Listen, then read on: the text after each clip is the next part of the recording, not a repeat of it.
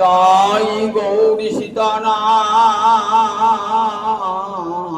প্রেমানন্দে একবার হরি হরি বলো। তাই গৌরী সীতানাথ প্রেমানন্দে একবার হরি হরি বলো। তাই গৌরী সীতানাথ প্রেমানন্দে একবার হরি হরি বল। ভক্তবৃন্দের চরণে আমার কোটি কোটি দণ্ডবত প্রণিপাত।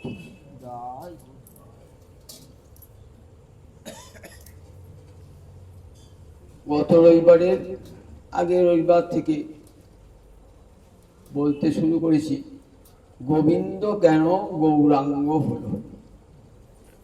গোবিন্দ কেন গৌরাঙ্গ হলো? আমরা জানি গোবিন্দ গৌরাঙ্গ হয়েছেন নাম প্রেম বিলাইতে এই অবতার। তাই ভক্ত রূপে অবতীর্ণ হয়েছেন নাম এবং কৃষ্ণ প্রেম জগতে বিতরণ করবার জন্য। এটাই সাধারণ সবাই জানে। ঘরে ঘরে নরে নরে সর্বত্র কৃষ্ণ নাম বিতরণ এবং সেই সঙ্গে রাধারানীর প্রেম বিতরণ। তা এ দুটি তো কৃষ্ণ স্বরূপে থাকলে হবে না, কারণ যে প্রেম লোকের কাছে বিলাবেন সে প্রেম তো কৃষ্ণের ভান্ডারে নাই, সে প্রেমটা আছে রাধা রানীর ভান্ডারে। তাহলে কৃষ্ণ যে প্রেমটা বিলাবেন সে প্রেমটার জন্যে রাধা রানীর কাছে প্রেম ভিক্ষা করতে হবে। কিন্তু রাধারানী তো প্রেম ভিক্ষা করে প্রেম দেন নাই। তাই রাধারানী কি করে আত্মসাৎ করলেন? রাধারানীকে রাধারানী রাধা কৃষ্ণ মিলিত হয়ে গৌরাঙ্গ রূপে অবতীর্ণ হলেন কলির দ্বারে দ্বারে হরিনাম এবং রাধা প্রেম বিতরণের জন্য। রাধারানী প্রেম তো রাধারানী ছাড়া কেউ বিতরণ করতে পারেন না। তাই রাধা ভাব অঙ্গী করি, রাধা প্রেম গুরু করি, রাধিকার ভাবকান্তি অঙ্গীকার করে রাধারানীর প্রেমকে গুরু রূপে স্বীকার করে জগতের দ্বারে দ্বারে নরে নরে সর্বত্র হরিনাম প্রচার করেছিলেন। এটা কিন্তু যদি চৈতন্য চৈতামৃত পড়েন না, তাহলে দেখবেন এটা গৌহরি গোবিন্দ গৌরাঙ্গ রূপে আগমনের বহিরঙ্গ কারণ।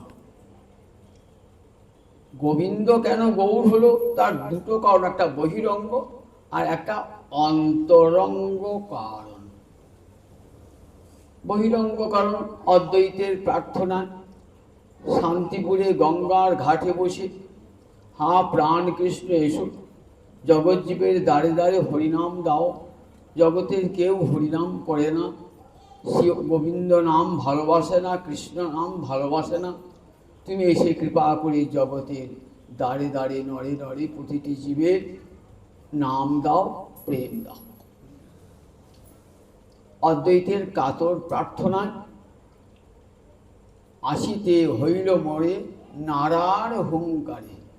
নিজেই বলেছেন, নারা মানে নারিয়াল বংশে জন্মিয়েছিলেন অদ্বৈতের প্রভু, তাই নারার হুঙ্কারে আমি চলে এলাম। মাঝে মাঝে হুঙ্কার করে উঠছেন শান্তিপুরে গঙ্গার তীরে, একটি একটি করে তুলসী পত্র দিচ্ছেন আর নয়ন জলে বুক ভাসাচ্ছেন। কবে তুমি আসবে প্রভু, কবে সেই শুভ দিন হবে, কবে কলির জীব হরিনাম করবে, তার কাতর প্রার্থনায় নেবেন। এটাই আমরা জানি অদ্বৈতের কাতর প্রার্থনায় জগৎ জীবের মধ্যে হরিনাম এবং প্রেম বিতরণ করবার নাম প্রেম বিলাইতে এই অবতার। কিন্তু কবিরাজ গোস্বামী আর একটি কারণ তুলেছেন, সেই কারণটি অন্তরঙ্গ কারণ। তাহলে গৌরাঙ্গ আবির্ভাবের দুটি কারণ, একটা বহিরঙ্গ কারণ আর একটি অন্তরঙ্গ কারণ। মনে থাকবে, দুটো কারণ, একটি বহিরঙ্গ কারণ আর একটি অন্তরঙ্গ কারণ। তাহলে এটা কি কবিরাজ গোস্বামী মনের কল্পনা? বলে না, কবিরাজ গোস্বামী শুনেছেন কার কাছ থেকে? স্বরূপ দামোদরের কাছ থেকে। স্বরূপ দামোদর তার কাছ থেকে মহাপুরুষ। স্বরূপ দামোদর কাকে বলেছিলেন? রঘুনাথ দাস গোস্বামী পাদকে। রঘুনাথ দাস গোস্বামী পাদের সেবা করতেন কৃষ্ণদাস কবিরাজ রাধা কুণ্ডের তীরেতে। সেখানে ওই রঘুনাথ দাস গোস্বামী পাদ স্বরূপ দামোদরের কর্তা থেকে আবৃত্তি করেছিলেন।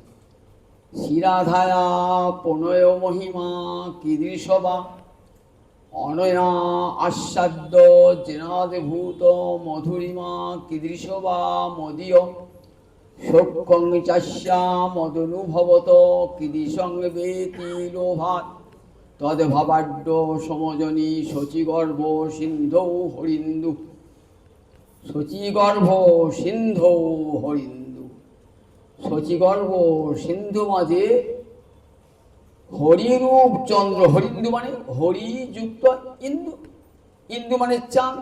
চাঁদ কোথা থেকে জন্মায়? সমুদ্র থেকে, আমরা জানি। তাই বললেন হরিন্দু, অর্থাৎ কৃষ্ণরূপ চন্দ্র কোন সমুদ্র থেকে আবির্ভূত হলেন? শচী মায়ের গর্ভ সমুদ্র থেকে আবির্ভূত হলেন আমার গৌরচন্দ্র।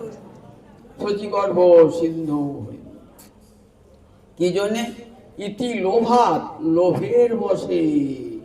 লোভের বশে। দেখুন, ভগবানের লোভ, আমরা বলি কাম ক্রোধ লোভ, লোভটা একটা রিপু। ভগবান আবার লোভ হয় নাকি? বলে হ্যাঁ, ভগবানের লোভ হয়। কিরকম লোভ দেখুন, বৃন্দাবনে দাস্য প্রেম, সখ্য প্রেম, বাৎসল্য প্রেম আস্বাদন করলেন। রাধারানীর মধুর রসের প্রেম অশেষে বিশেষে আস্বাদন করলেন। রসরাজ তো, তথাপি রসের তৃষ্ণা মিলল না। বেদ শাস্ত্র বলেছেন রস বৈশা, ভগবান শিহরি রস স্বরূপ।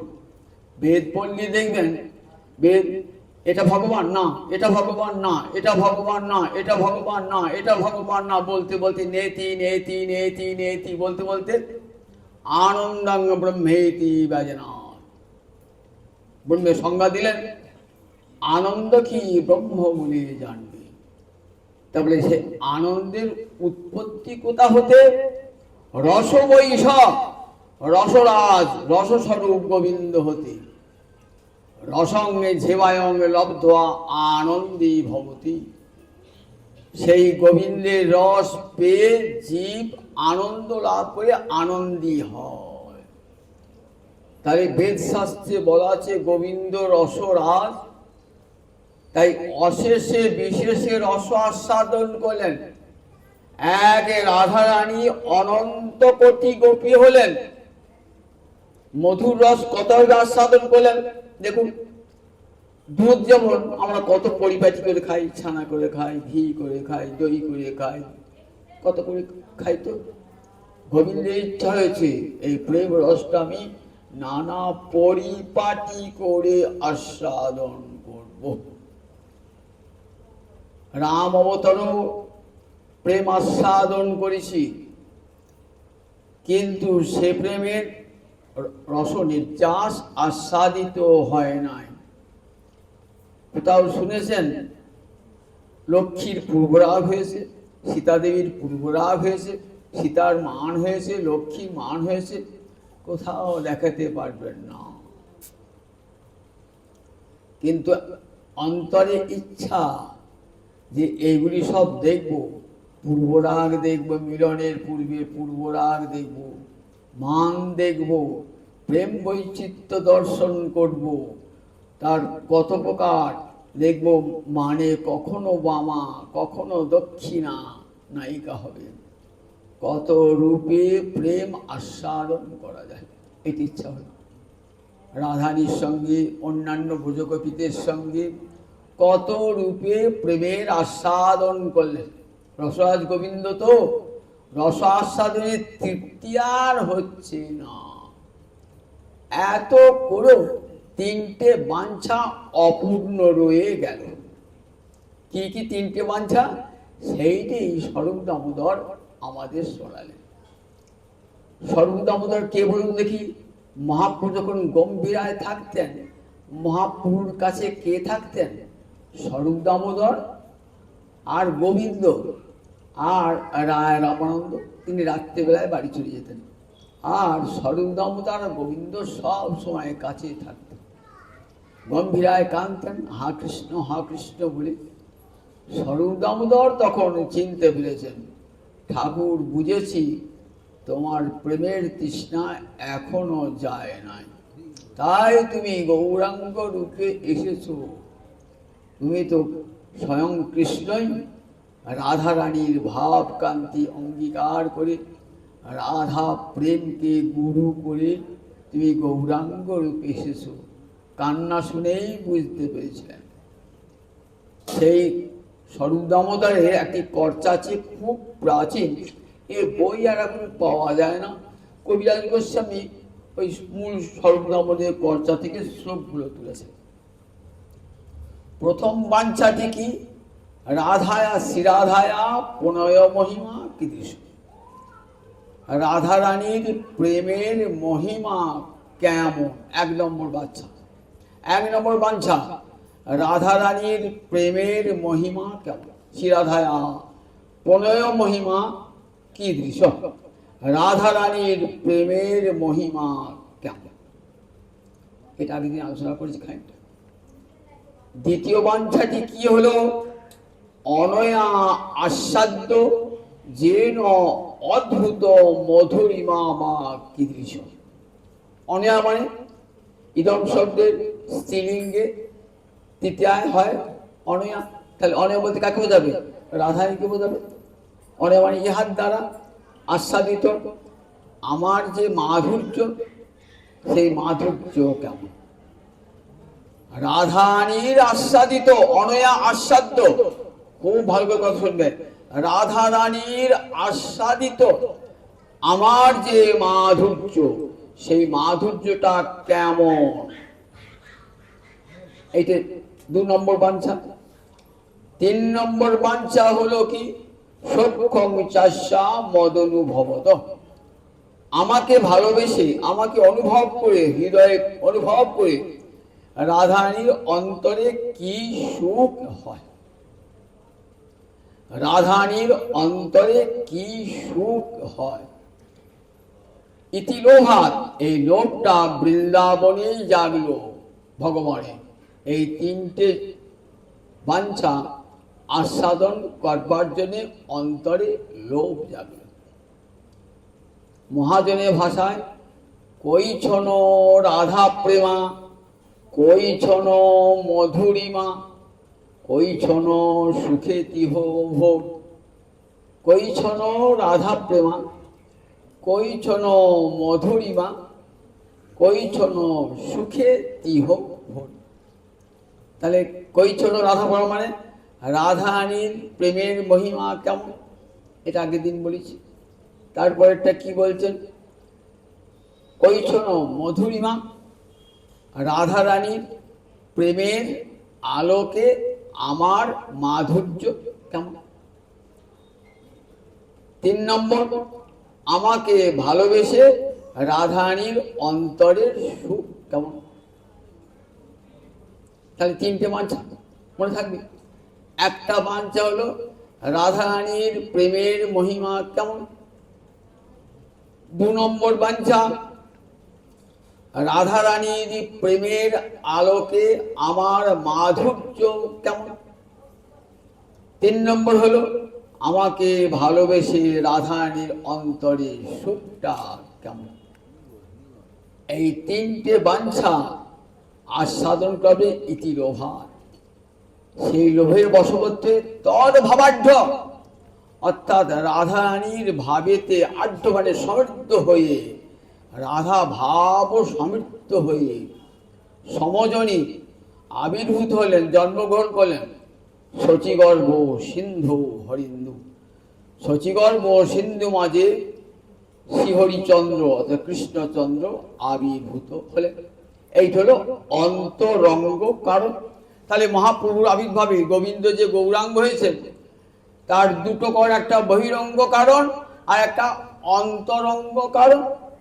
বহিরঙ্গ কারণ অদ্বৈত প্রভুর প্রার্থনায় জগজ্জীবকে হরিনাম প্রেম বিলাবার জন্যে, আর বহিরঙ্গ কারণ হলো রাধা প্রেম আস্বাদনের জন্য, তিনটি বাঞ্ছা পূর্ণ করবার জন্য। বৃন্দাবনে তার এই তিনটে বাঞ্ছা পূর্ণ হয় নাই, সেই তিনটে বাঞ্ছা পূর্ণ করবার জন্যে গৌরাঙ্গ রূপী আবির্ভূত হলেন। এটাকে হচ্ছে অন্তরঙ্গ কারণ। বহিরঙ্গ কারণ জীবকে যেটা দান করবেন সেটা বহিরঙ্গ কারণ, আর নিজে যেটি আস্বাদন করবেন সেটি অন্তরঙ্গ কারণ। এই অন্তরঙ্গ কারণে একটি আমরা শুনেছি, শ্রীরাধায়া পুনয় মহিমা কৃষ্ণ, রাধারানীর প্রেমের মহিমা কেমন। শ্রীরাধার প্রেম গুরু আমি শিষ্য নন, নিত্য আমার নানা নিত্যে নাচায় উদ্ভট। স্বীকার করিলেন আমি তো জগতের গুরু, আর আমার গুরুকে না রাধা রানীর প্রেম হলো আমার গুরু। তাহলে গোবিন্দের গুরু হলেন রাধা রানীর প্রেম, রাধার প্রেম গুরু। গুরু যেমন শিষ্যকে নাচায়, ঠিক তেমনি করে রাধা রানীর প্রেম আমাকে নাচিয়েছে। না জানি রাধার প্রেমে আছে কত বল, যে প্রেমে আমারে সদা করে বিহব্বল। রাধারানীর প্রেমে কত শক্তি আছে আমি জানি না, কিন্তু ওই প্রেমটা আমাকে বিহব্বল করে তোলে। তাকে একবার ক্ষণিকের তরে দেখবার জন্যে আমি কখনো বাজিকরের ছদ্মবেশ গ্রহণ করেছি, কখনো বা মালিনীর বেশ ধারণ করেছি, কখনই বা নাপিতানির বেশ ধারণ করেছি। উদ্দেশ্য রাধারানীকে এক পলক দেখব বলে। তাহলে দেখুন, রাধারানীকে একবার দেখবার জন্যে যে গোবিন্দ সত্য স্বরূপ, সত্যং জ্ঞানম অনন্তম, যে সত্য স্বরূপ, তাকেও মিথ্যা বেশ ধারণ করতে হয়েছে। তাহলে মিথ্যা বেশ ধারণ, সত্য স্বরূপ ভগবান, তাকেও মিথ্যা বেশ ধারণ করতে হয়েছে রাধারানীকে এক পলক দেখবার জন্য। তাহলে রাধারানীর প্রেমটা কত উঁচুতে একবার চিন্তা করুন দেখুন। সমুদ্র মন্থন করে যখন লক্ষ্মী উঠলেন, লক্ষ্মী পদ্মবীজে পদ্ম ফুলের মালা নিয়ে উঠেছেন কৃষ্ণকণ্ঠে পড়াবার জন্য, কিন্তু কৃষ্ণকে খুঁজে পাচ্ছেন না। সব দেবদেবী, সমস্ত দেবতারা ওই লক্ষ্মীর মালা পড়বার জন্য ছুটে বেড়াচ্ছে, আর গোবিন্দ তোয়াক্কাই করলেন না, আর গোবিন্দকে খুঁজে বেড়াচ্ছেন লক্ষ্মী। দেখুন, গোবিন্দ তো লক্ষ্মীকে খুঁজে নাই, লক্ষ্মী গোবিন্দকে খুঁজছে, কিন্তু গোবিন্দ রাধারানীকে খুঁজেছেন। কোথায় রাধারানী, কোথায় রাধারানী? তাহলে এখান থেকে কি প্রমাণিত হয় যে রাধারানী লক্ষ্মী তমা। শ্রী গোস্বামীপাদ বলছেন কৃষ্ণার্চ, রাধারানী লক্ষ্মীর চেয়েও বড় প্রেম লক্ষ্মী রাধারানী, ব্রজলক্ষ্মী রাধারানী লক্ষ্মী তমা। গোপীরা সব লক্ষ্মী, আর রাধা গোপীতমা, রাধা লক্ষ্মী তমা। রাধারানী লক্ষ্মীরও উপরে রাধারানী। সেই রাধারানীর প্রেম এত উঁচুতে তাকে গুরু বলে স্বীকার করলেন। যে প্রেম বাড়িতে নাহি ঠাঁই, তথাপি ক্ষণে ক্ষণে বারোয় সদায়। বারবার জায়গা নাই, তবুও ক্ষণে ক্ষণে বেড়ে বেড়ে বেড়ে বেড়ে যায়। কি অদ্ভুত বলুন দেখি। ক্ষণে ক্ষণে বেড়ে বেড়ে, বারবার জায়গা নাই তবুও ক্ষণে ক্ষণে বেড়ে যায় এই রাধা রানীর প্রেম। বিভূরূপী কল্যাণ সদা বিবৃদ্ধি, গুরুরূপী গৌরব চর্যা বিহীন। নিজে আমার গুরু হয়ে এত গৌরব বোধ নাই, অহংকার বোধ নাই। গুরুরূপী গৌরব চর্যা বিহীন, অর্থাৎ গুরু হয়েও এতটুকু মনে গৌরব বোধ নাই। আমি কৃষ্ণ পদ রাশি তিহ রস সুখ রাশি, আলিঙ্গিয়া করে আত্মসাৎ, কভু না দেন দর্শন, যারেন মোহর তনুমন, তবু তিহ মোর প্রাণনাথ। আমি তো কৃষ্ণ পদদাসী, আমাকে দুঃখ দেন কষ্ট দেন তাতে আমার কোনো দুঃখ নাই, তথাপি যুগে যুগে তিনি আমার প্রাণনাথ। মুহুর উপচিত বক্রিমা বিশুদ্ধ, ক্ষণে ক্ষণে সে প্রেমে কৌটিল্য মান কৌটিল্য দেখা দিয়েছে। মানিনী হয়ে গোবিন্দের কাছে আদর ভিক্ষা করেন নাই, শুধু গোবিন্দের সুখের জন্যে মান করেছেন। রসরাজ গোবিন্দ তো, রাধানী মান করলে কেমন হয়? রাধানী সে মান গর্বিনী মূর্তি দর্শন করবার জন্যে গোবিন্দের অন্তরে আকুলি পিপাসা, যেটা আর অন্য কোনো অবতারে হয় নাই। এই রস নির্যাস আস্বাদিত হয় নাই। তাই রাধানী মান করেছেন কেন? গোবিন্দকে এই মধুর রস আস্বাদন করবার জন্য। কৃষ্ণকে করায় শ্যাম রস মধুপান, এটাই তো রাধানীর চিরকালের কাজ। কৃষ্ণকে করায় শ্যাম রস মধুপান। শ্যাম রস মানে মধুর রস। মধুর রস পান করাবার জন্যে ভালোবাসার ঠাকুরানী, প্রীতি ঠাকুরানী, প্রেমের ঠাকুরানী রাধারানী আবির্ভূত দেন। সবটাই তার প্রেম, মহাভাব দিয়ে গড়া। রাধারানীর চরণের নখ থেকে মাথার চুল পর্যন্ত সব মহাভাব দিয়ে গড়া, মহাভাব দিয়ে। তাই তিনি মহাভাবময়ী, মহাভাবময়ী, কৃষ্ণ কান্তা শিরোমণি, মহাভাব স্বরূপিণী কৃষ্ণকান্তা শিরোমণি রাধারানী। তার পায়ের নখ থেকে একবারে মাথার চুল পর্যন্ত মহাভাব, সবটাই তার প্রেম। রাধা নাম উচ্চারণ করলে হৃদয় প্রেমে বিগলিত হয়ে যায়। রাধারানীর প্রেম যে কেমন আমরা দেখতে পাই না তো? বলে দেখুন, আমরা স্বামী দাঁড়িয়ে রয়েছে, রাধা প্রেম কেমন। সখী কহ না গৌর কথা, গৌর নাম অমিয়া ধাম, প্রীতি মূরতি দাতা। প্রীতি মানে প্রেম, মূরতি মানে মূর্তি, দাতা মানে দান করা। অর্থাৎ প্রেম মূর্তি দান করেছেন, প্রেমের মূর্তি দান করেছেন আমার গৌরাঙ্গ হরি। তার দেহ ডেলি পাওয়া যাবে, ওইটা রাধা প্রেম মূর্তি ধার।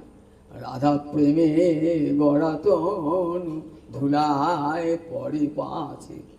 ধুলোটার সময় যখন ফিরেছেন না, যাবেন যখন ধুলোটি নগরী কীর্তনে, তখন কাঁদছেন মা যশোদা, মা শশী দেবী, থেকো রে বাপে নরহরি, থেকো গৌরের কাছে। রাধা প্রেমে গড়া তন আমার ধুলা পরে পাছে। রাধারানীর প্রেমে গড়া ওই গৌরাঙ্গ মূরতি রাধারানীর প্রেম। প্রেম একবারই পৃথিবীতে মূর্তি ধারণ করেছে। বঙ্কিমচন্দ্র বলেছেন, প্রেম পৃথিবীতে একবারই মূর্তি ধারণ করেছিল, সেটি গৌরাঙ্গ হরি। গৌরাঙ্গ হরি একবার মাত্র পৃথিবীতে প্রেম মূর্তি ধারণ করে এসেছিল, সেটি গৌরাঙ্গ হরি। আর কোন অবতার আসে নাই। প্রেমের মূরতি আমরা কোন অবতারে দেখি নাই। সাক্ষাৎ রাধারানীর প্রেম দিয়ে গড়া আমার গৌরাঙ্গ হরির তনু। একবারই প্রেম আবির্ভূত হয়েছিল, প্রেমের মূরতি। তাই গৌরকে দেখলি যে গৌরাঙ্গের নামে লয়, তার হয় প্রেমোদয়। তারে মোহই যাই বলিহারি। গৌরাঙ্গের নামটি করলেই রাধারানীর প্রেমের উদয় হয়ে যায়। দেখেছেন তো, কিছু করতে হবে না, একবার হা গৌর বলে কাঁদুন, দেখুন সঙ্গে সঙ্গে দেখবে রাধা প্রেমের উদয় হয়ে গেল। যে গৌরাঙ্গ ভজন করে সে কি করে বলে, রাধা প্রেমে সে ভাসমান হয়ে যায়। গৌর প্রেম রসার নবে সে তরঙ্গে এহে যেবা ডুবে, সে রাধা মাধব অন্তরঙ্গ, গৃহে বা জঙ্গলে থাকে হা গৌরাঙ্গ বলে ডাকে। আমার নরোত্তম মাগে তার সঙ্গ। যে গৃহে ঘরেই থাকুক আর বাইরে থাকুক, জঙ্গলে থাকলো, যদি হা গৌর বলে না থাকে, সে যত বড় সন্ন্যাসী হোক তার দিকে ফিরেও চাইব না, ফিরেও চাইব না। আর তার সঙ্গ করা তো দূরের কথা, তার দিকে ফিরেও চাইব না। কিন্তু যে গিয়ে থাকুক আর জঙ্গলে থাকুক, যে হা গৌর বলে কাঁদে, তার বারবার চরণে, তার বারবার ঘে নরোত্তম আগে তার নরোত্তম তার সঙ্গ করবে। তাই রাধারানীর প্রেম মহিমা দর্শন করবার জন্য, আস্বাদন করবার জন্য গৌরাঙ্গ প্রেম। দ্বিতীয় বাঞ্ছাটি অনন্ত অদ্ভুত পূর্ণ মোর মধুরিমা, ত্রিজগতে কেহ তার নাহি পায় সীমা। গোবিন্দ মনে মনে ভাবছেন অনন্ত অদ্ভুত পূর্ণ, তিনটি বিশেষণ দিয়েছেন। মোর মধুরিমা, মধুর শব্দের সঙ্গে ইমনিস প্রত্যয় করলে হয় মধুরিমা, অর্থাৎ মাধুর্য। বলেন আমার মাধুর্যটা কেমন? অদ্ভুত, অনন্ত, পূর্ণ। তিনটে এই যে বিশেষণ না, খুব তাৎপর্যপূর্ণ। অদ্ভুত মানে যা কেউ কোনো দিন দেখে নাই, যে যা কেউ কোনো দিন শোনে নাই, তেমন যদি কথা শুনি আমরা বলি অদ্ভুত কথা। তো কেউ দেখে নাই এমন জিনিস কেউ অদ্ভুত দৃশ্য, তো অদ্ভুত দৃশ্য বলি কখন? কোনোদিন দেখি না, নতুন হঠাৎ দেখলাম। তাই বলছে আমার মাধুর্য কেমন? আমার মাধুর্য অদ্ভুত। আবার কেমন? অনন্ত। আমার মাধুর্যের শেষ নাই। অনন্ত মানে যার অন্ত হয় না, তাকে বলে অনন্ত। আমি যেমন অনন্ত, আমার মাধুর্য তেমনি অনন্ত, শেষ নাই, আমার মাধুর্যের শেষ নাই। আবার পূর্ণ, পূর্ণ হলে তার অভাব থাকে না। বলে আমার মাধুর্য যে একবার আস্বাদন করিবে, সে পূর্ণ যে তার সব অভাব মিটে যাবে। অনন্ত অদ্ভুত পূর্ণ মোর মধুরিমা, আর কোনো অভাব থাকবে না, তাকে বলি পূর্ণ। তাহলে তিনটে বিশেষণ দিয়েছেন, অনন্ত অদ্ভুত পূর্ণ মোর মধুরিমা, ত্রিজগতে ইহার কেহ নাহি পায় সীমা। স্বর্গ মর্ত পাতাল ত্রিভুবনে এই আমার মাধুর্যের সীমা খুঁজে কেউ পাবে না। কোথায় মাধুর্যটা শেষ হয়েছে, মাধুর্যটা কোথায় শেষ হয়েছে, এটা খুঁজে পাবে না, ত্রিজগতে কেউ পাবে না। এই প্রেমোদ্দারে নিত্য রাধিকা একলি, আমার মাধুর্যামৃত আস্বাদে সকলি। পয়েন্টগুলি কি সুন্দর দেখুন, এমনি বাংলা ভাষায়, কিন্তু কেমন তাৎপর্যপূর্ণ দেখুন একবার। এই প্রেমোদ্দারে নিত্য রাধিকা একলি, আমার মাধুর্যামৃত আস্বাদে সকলি। কৃষ্ণ মাধুর্য সবাই আস্বাদন করে, কিরকম? শশ প্রেম অনুরূপ ভক্ত আস্বাদন। যেমন যেমন যার প্রেম তেমনি তেমনি আস্বাদন করে, কিন্তু পূর্ণরূপে আস্বাদন কেউই করতে পারে না। যারা কৃষ্ণের দাস, তারা দাস্য প্রেমে যতটুকু কৃষ্ণ প্রেম অনুভব করা যায় করেন, যতটুকু কৃষ্ণ মাধুর্য আস্বাদন করা যায়, ওই দাস্য প্রেমে সেই তার বেশি আস্বাদন হবে না। সখাদা সখ্য রসে মাধুর্য কতখানি পান, সখ্য রসে যতখানি সম্ভব ততখানি মাধুর্য আস্বাদন করেন। মা যশোদা, পিতানন্দ, রোহিণী এরা কতখানি আস্বাদন করেন, এদের বাৎসল্য রস যতখানি তার বেশি আস্বাদন করতে পারেন না। তাহলে এদের বলেন এদের মাধুর্য আস্বাদনটা কেমন, বলেন যেমন যেমন প্রেম তেমনি তেমনি মাধুর্য আস্বাদন। প্রেম না থাকলে কৃষ্ণ মাধুর্য আস্বাদন হবে না। কৃষ্ণ মাধুর্য কখন আস্বাদন হবে? প্রেম ছাড়া কৃষ্ণ মাধুর্য আস্বাদন হয় না। প্রেমটি লাভ করলে কৃষ্ণ মাধুর্য আস্বাদন হয়। দেখুন, এক কৃষ্ণকে যুধিষ্ঠির দর্শন করেছে, আবার দুর্যোধন দর্শন করেছে, একই কৃষ্ণ তো, কিন্তু কৃষ্ণকে আস্বাদন করতে পেরেছে দুর্যোধন পারে নাই। শিশুপাল কৃষ্ণ দেখে আস্বাদন করতে পারে নাই। জরাসন্ধ কৃষ্ণকে দর্শন করে আস্বাদন করতে পারেন নাই। কিন্তু মহারাজ যুধিষ্ঠির আস্বাদন করেছেন, বিদুর আস্বাদন করেছেন। তাদের অন্তরে প্রেম আছে বলে তারা কৃষ্ণ মাধুর্য আস্বাদন করেছেন। সঞ্জয় আস্বাদন করেছেন, তারা কৃষ্ণ মাধুর্য আস্বাদন করেছেন। প্রেম আছে বলে আস্বাদন করেছেন। একই ভগবান তো। দুর্যোধন কৃষ্ণকে দেখছে, যুধিষ্ঠির কৃষ্ণকে দেখছে, শিশুপালও কৃষ্ণকে দেখছে, সঞ্জয় রথের সাথে সেও কৃষ্ণকে দেখছে। তা দেখুন, সবাই দেখেছে তো। কিন্তু মাধুর্য কেমন? যার যেমন ভাবনা তার তেমনি কৃষ্ণ মাধুর্য আস্বাদন। তাহলে প্রত্যেকেই কিছু না কিছু মাধুর্য আস্বাদন করেছে, কিন্তু সম্পূর্ণরূপে কৃষ্ণ মাধুর্য আস্বাদন কারও হয় নাই। একবার সমগ্রভাবে কৃষ্ণ মাধুর্য আস্বাদন কে করেছে? বলে এই প্রেমোদ্দারে নিত্য রাধিকা একরি, আমার মাধুর্যামৃত আস্বাদে সকলে। এখন মাধুর্য বলে দেখুন কি বোঝায়। গোবিন্দের 6টা ঐশ্বর্য আর 4টে মাধুর্য, এটা আমরা বহুবার বলেছি।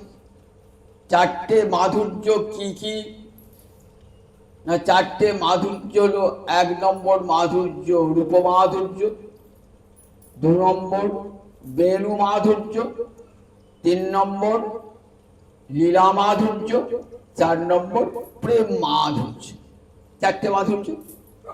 এ মাধুর্য নাহি নারায়ণে। নারায়ণে 6টা ঐশ্বর্য আছে, কিন্তু 4টে মাধুর্য নাই। নারায়ণের সঙ্গে শ্রীকৃষ্ণের তফাৎ। নারায়ণ বৈকুণ্ঠপতি, তার 6টা ঐশ্বর্য আছে, কিন্তু 4টি মাধুর্য নাই।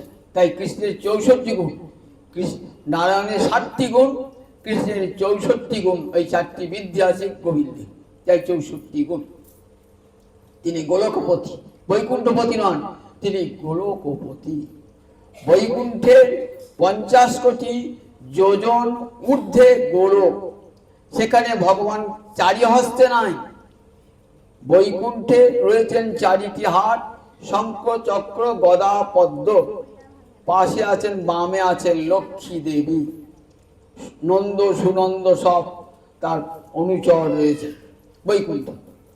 আর গোলকে দ্বিভুজ মুরলীধর, গোপবেশ বেণুকর, নবকিশোর নটবর, নরলীলার হয় অনুরূপ।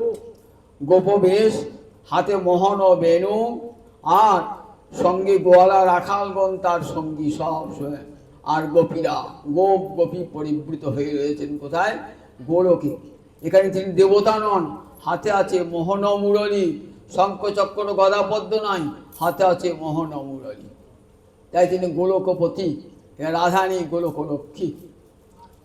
তাহলে দেখুন, একটা গোবিন্দে একটা মাধুর্য তার রূপ মাধুর্য। এই মাধুর্যের অন্ত নাই। আমার যে একটা নয়নের তৃষ্ণা আছে, কিরকম রূপ খুঁজে খুঁজে বেড়ায়। দেখবেন নয়নের স্বভাব, নয়নের স্বভাবটাকে সুন্দর রূপ দেখলি আমরা কি করি, আমাদের চোখটা সেই দিকেই চলে যায়। তথাপি আমাদের নয়নের তৃষ্ণা মেটে না। কত সুন্দর সুন্দর রূপ দর্শন করলাম, কিন্তু নয়নের ক্ষুধা যেন কিছুতেই মিটছে না। বললেন জ্যোতি দেখো, নয়নের ক্ষুধা মেটাতে চাও, তাহলে দুটি নয়নের দিয়ে গোবিন্দ দর্শন করো, তাহলে সব নয়নের ক্ষুধা চিরকালের জন্য মিটে যাবে, চিরকালের জন্য। আর নয়ন কোথাও ফিরে তাকাবে না, ফিরে তাকাবে না, ওই রূপেই তার দুটি নয়ন নিবদ্ধ হয়ে যাবে, আর কোনো দিকেই সেই তাকাবে না। তাহলে দেখুন, সমস্ত রূপমাধুর্যের তৃষ্ণা কখন মিটে যায়? গোবিন্দ রূপমাধুর্যে, এত তার রূপ অঙ্গে উপাঙ্গে। আচ্ছা, একটা রূপ যদি বারবার দেখি তাহলে তার বিতৃষ্ণা ধরে যাবে, ওই একই রূপ দেখছি। তাহলে গোবিন্দের একই রূপ তো দেখছি, না, নিত্য নবনবায়মান। যতবার গোপীরা কৃষ্ণ দর্শন করছেন না, ততবার নিত্য নূতন গোবিন্দ। এই গোবিন্দ তো দেখি নাই, এই গোবিন্দ দেখি নাই। গোপীদের অন্তরে রাধারানী ভাবছেন এই গোবিন্দ তো দেখি নাই। যতবার গোবিন্দ দেখছেন না, ততবার গোবিন্দ যেন ভিন্ন ভিন্ন মূরতি। জন্ম থেকে দেখছেন জনময় অবধি হাম রূপনে হারণু নয়ন নাতির পিত ভেল লাখো লাখো যুগ হিয়ে হিয়ে রাখনু তবু হিয়ে জুড় না গেল। আমি তো জন্ম থেকে তোমায় দেখছি প্রভু। আমি যেদিন জন্মালাম, যেদিন জন্মালাম কীর্তিদার সূতিকা মন্দিরে, সেদিন তো আমি অন্ধ হয়ে জন্মালাম। তার জন্য আমার মায়ের কি কান্না, যে বিধাতাকে এত সাধনা করে পেলাম অন্ধ কন্যা। বিধি এমন দান দিল আমাকে, অন্ধ মেয়ে দিল। দেখতে সুন্দরী, কিন্তু চোখ দুটি নাই তো, অন্ধ মেয়ে তো। দেখতে এসেছেন কে? দেখতে এসেছেন মা যশোদা। সঙ্গে এসেছেন কে? বড়াই বুড়ি যোগমায়ার সঙ্গে এসেছেন। গোপালকে কোলে করে এসেছেন, কাঁদছেন কীর্তিদা, চরণে পড়েছেন যশোদার। দেখো দেখো বোন, আমার কি দুঃখ দেখো দিদি, কি কষ্ট দেখো, এত সুন্দর করে আমার যদি ভগবানের কাছে প্রার্থনা জানালাম, আমাকে বিধাতা অন্ধকন্যা দান করলেন। তখন পায়ে পড়েছেন তো, তখন কি করলেন? করে ধরি তুলি বসালো যতন, উঠো উঠো বলি করে ধরি তুলি বসালো যতন করি। কীর্তিদা কাঁদিস না, বস, তুই এত সুন্দর মেয়ে তো, দেখ দেখ, এই জগতের মেয়ে নয়, কাঁদিস না বলে সান্ত্বনা দান করছে। গোপালকে নামিয়ে রেখে হাত তুলে দিয়ে, তুমি কি করি? গোপালকে নামিয়েছেন। হ্যাঁ নই সময়ে মায়েতে আগিয়া বধূ পরশিল। এমন সময় গোপাল আমার হাঁটু ফিরে যেতে যেতে, হামাগুড়ি যেতে যেতে কি করলেন? রাধারানী নয়ন কমলে যে হাতটি দিয়েছে। বধূ পরশিল মোরি দিতে গায়ে হাত, মোর প্রাণনাথ অন্তরে বারল সুখ। তখন হাসিয়া কাঁদিয়া আঁখি নিরখিয়া আমি হেরিলু বধূর। যেই রাধারানীর চোখের হাত দিয়েছেন না, বুঝতে পেরেছেন না আমার প্রাণনাথ এসে গেছে। প্রতিজ্ঞাই করেছিলেন গোলকে যে তুমি যাবে বটে, কিন্তু আমি অন্ধ হয়ে জন্মাবো, যতক্ষণ তোমায় না দেখবো আমি চক্ষু মুদ্রিত করে থাকবো। কৃষ্ণ বলেছেন তথাস্তু। কৃষ্ণ গিয়েছেন, চোখে হাত দিয়েছেন, সঙ্গে সঙ্গে দিতে গায়ে হাত, মোর প্রাণনাথ অন্তরে বারল সুখ। খুব আনন্দ হলো, প্রাণনাথ অঙ্গ স্পর্শ করেছে তো। তখন হাসিয়া কাঁদিয়া আঁখি নিরখিয়া হেরিনু মধুর। তখন আমি হেসে কেঁদে চোখ দুটো মেলে দেখলাম আমার নয়ন সমক্ষে আমার প্রাণ বধূয়া। তাই জন্ম অবধি হাম রূপ নিহার নয়ন না তিরপিত ভেল। আমার নয়নের তৃপ্তি হলো না তোমাকে। আমি জন্ম থেকে তোমায় দেখছি, দেখেও তৃপ্তি হয় না। দেখেছেন তো, এটি মহাভাবের একটা বড় গুণ, মাদ্রাক্ষ মহাভাব। যে মহাভাবে গোবিন্দের রূপ দর্শন করো তৃষ্ণা মিটছে না, তৃষ্ণা শান্তি নহে, তৃষ্ণা বাড়ে নিরন্তর। আমরা খুব জল তৃষ্ণা পেয়ে তো ঢক ঢক ঢক ঢক করে জল খেলেন বা আত্মতৃষ্ণা লাগবে না। কিন্তু দেখুন এই যে শ্যামরস মধু পান করলে কি হয়, বলে আবার আরো দাও আরো দাও আরো দাও। এটা কিছুতেই তৃপ্তি হয় না। রাধারানীর প্রেম আস্বাদন, রাধা কৃষ্ণ প্রেম আস্বাদন করে রাধারানী অন্তরের তৃষ্ণা মিটছে না। তাই দুটি নয়ন দিয়ে যদি দেখেন গোবিন্দ রূপ দর্শন করে, ওই রূপ যেন মনে হচ্ছে কতবার তো দেখেছি, কিন্তু প্রতিবার তো নূতন। সই অনুরাগ ও বাখানিতে তিলে তিলে নূতন হয়। বলছে জানিস আমার কৃষ্ণ দেখাস বটে, কিন্তু যতবার কৃষ্ণ দেখি না ততবার এই কৃষ্ণ আমি কোনোদিন দেখি না, এই কৃষ্ণ আমি কোনোদিন দেখি না। তাই নিত্য নব নব হয় গোবিন্দের রূপ, নিত্য নব নব হচ্ছে। এত রূপমাধুর্য, সেই রূপমাধুর্যে রাধারানী বিভোর হয়েছে। বিধাতার কাছে ধিক্কার দিয়েছেন, বিধাতার এবং স্বপন্থী বিধাতাকে ধিক্কার দিয়েছেন। বিধাতা দেখো, তুমি উত্তম সৃষ্টি জানো না, উত্তম সৃষ্টি জানলে কখনো দুটি নয়ন দিতে না। যে হেরিবে কৃষ্ণাননে তার করে দুনয়ন, বিধি হইয়া হেন অবিচার। মোর বলে যদি ধরো কোটি আখি তার করো, তবে জানি যোগ্য সৃষ্টি তার। যদি আমাদের পরামর্শ নিতে সৃষ্টি করবার সময়, তাহলে ব্রহ্মা তোমাকে বলতাম জগৎকে জগতের রূপ দেখবার জন্য দুটি নয়ন দিয়েছ যথেষ্ট, কৃষ্ণ রূপ দর্শন করবার জন্য লক্ষ নয়নে দিবে না হে। আমরা অপলকে চেয়ে রইতাম, কেন লক্ষ নয়নে দিবে না হে। সবেমাত্র দুটি নয়ন দিয়েছ, সেই নয়ন দিয়ে কেমন করে কৃষ্ণ রূপ দর্শন করব? কৃষ্ণ দর্শন করে আমার রাধারানীর প্রেমের তৃষ্ণা কোনোদিন মেটে নাই। বারবার করে কৃষ্ণ মাধুর্য আস্বাদ, কৃষ্ণের মাধুর্য আস্বাদন করছেন, নিরন্তর আস্বাদন করছেন। আমরা দেখার মতন গৌর দেখি না, কৃষ্ণ দেখি না। যদি দেখতাম তাহলে কি তার সংসার করতে পারতাম না। রঘুনাথ দাস গোস্বামী কেন সংসার ছাড়লে? ঘরে তোমার সুন্দরী গো বউ রয়েছে, তাহলে তোমার ঘরে অর্থবিত্ত কিছু তো অভাব নাই। তা বলছে দেখো আমাকে আমাকে জিজ্ঞাসা করো না, একবারে যেই হ্যাঁ রে সে আঁখি ভিহি রাতে নারী মনে মা ধন গোড়া চান।